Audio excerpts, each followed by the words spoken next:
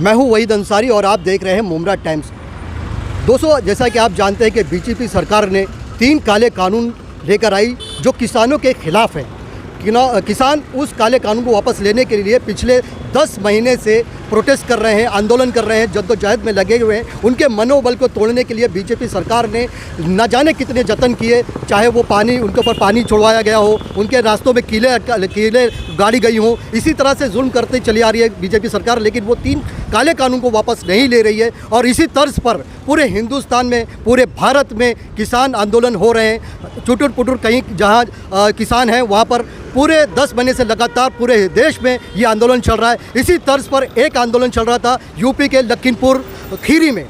जहां पर किसान प्रदर्शन कर रहे थे, आंदोलन कर रहे थे। आंदोलन करने के बाद शांतिपूर्वक आंदोलन चल रहा था और ये आंदोलन करने के बाद ये अपने घर की तरफ जा रहे थे कि एक मंत्री के बेटे ने अपनी कार के नीचे 9 किसानों को कुचल दिया, जिसमें वो 9 किसान शहीद हो गए और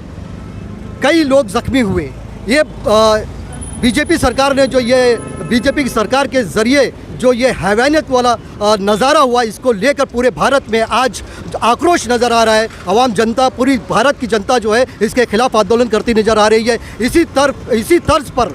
इसकी कड़ी निंदा करने के लिए महाराष्ट्र की अघाड़ी सरकार ने भी पूरे महाराष्ट्र को आज यानी 11 अक्टूबर को बंद करने का ऐलान किया। और इस 11 अक्टूबर के ऐलान करने के बाद जब हम सुबह निकले और हमने इस मुमरा शहर का, हम जो बात कर रहे हैं मुमरा शहर की, तो मुमरा शहर का हम जायज़ा करने के लिए जब निकले तो हमने देखा मुमरा स्टेशन से लेकर वाई जंक्शन तक हमने जब इस चीज़ को कवर करने की कोशिश की तो हमने ये देखा कि तमाम दुकानें बंद थीं, तमाम मार्केटें बंद थीं और जो इक्का दुक्का दुकानें खुली थीं वो ज़रूरी सामान, ज़रूरी जो मुहैया चीज़ें होती हैं, सिर्फ वही दुकानें चालू थीं और रिक्शे भी पूरी तरह बंद थे और इक्का दुक्का रिक्शे चलते नज़र आए। और जो दुकानें, यानी हम कहेंगे तो मुमरा में जो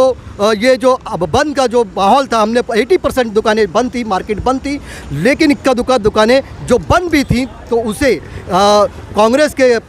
नेताओं ने उसे बंद कर, अब समझा बुझा कर उनसे इल्तिजा कर और उनके हाथ जोड़कर उसे बंद करने का ऐलान किया। उन्हें समझाया कि किस तरह से ये जो काला कानून है उसको वापस लेने की जो मांग चल रही है, किसान जो लड़े हुए हैं, अड़े हुए हैं, उनकी सहायता के लिए वो दुकानें बंद करने के लिए समझाने का प्रयास किया और दुकानें बंद कर दी गई। और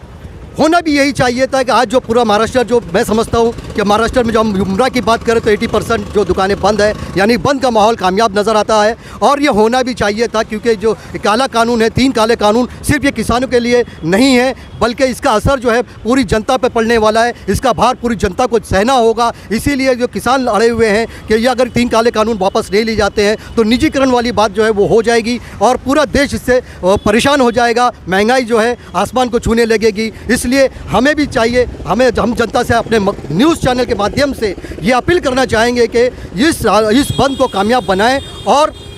कहीं ना कहीं ये जो किसानों का आंदोलन है वो